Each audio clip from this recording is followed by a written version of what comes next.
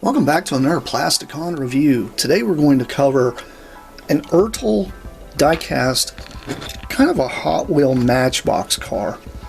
This is the Fall Guy. If you guys don't know anything about the Fall Guy, it's a 80s television show back in the day, and it was a big deal because this guy was a stunt guy. He would do like stunt driving, and he would jump off of buildings and jump out of airplanes and do all this crazy, like, awesome stuff. It was almost like a behind-the-scenes kind of movie, like TV show, for things that most people didn't really see on television, which was very, very cool. And what was neat is they actually made a toy of his truck. Now, they made several different kinds of toys of his truck in the past, but this is the Ertl version. Sadly, mine does not actually have the decal on the front, because the decal should have a thing on there that says Fall Guy on it. But it's really neat. I do like it. It's got like a kind of a gold stripe that went across the sides of it. And mine's kind of beat up, if you hadn't noticed. It's seen some stuff. But you know what? That's fine, because it kind of shows the age of the toy. I do know that the back bumper's been kind of snapped off here a little bit on the back. But that's okay, because you know he's supposed to be a stunt driver. He probably would have wrecked this thing several times. And he did wreck it quite a few times in the show. So it's really neat. I do like this thing. It's supposed to be a little GMC truck. And I've always enjoyed this truck for some reason.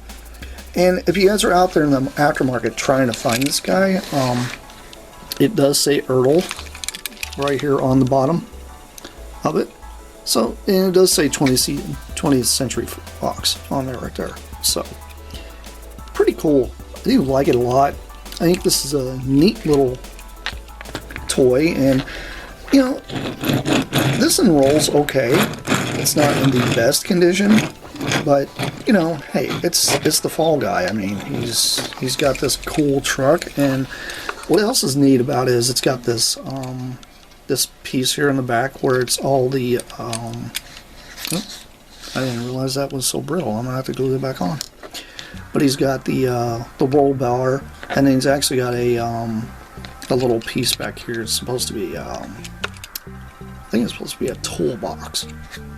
I didn't realize that just snapped off on me on camera. That's crazy. We'll have to get some super glue and glue that piece back on, but that's okay. I did have to do a little bit of restoration to him when I did get him. This was a very, very worn silver. I did kind of have to paint up the silver a little bit on him, so you can tell a little bit of the stuff is kind of bluish color. That does happen over time with these guys. But, you know, the actual stripes here on the sides were really, really worn down, so I redid the striping on the sides.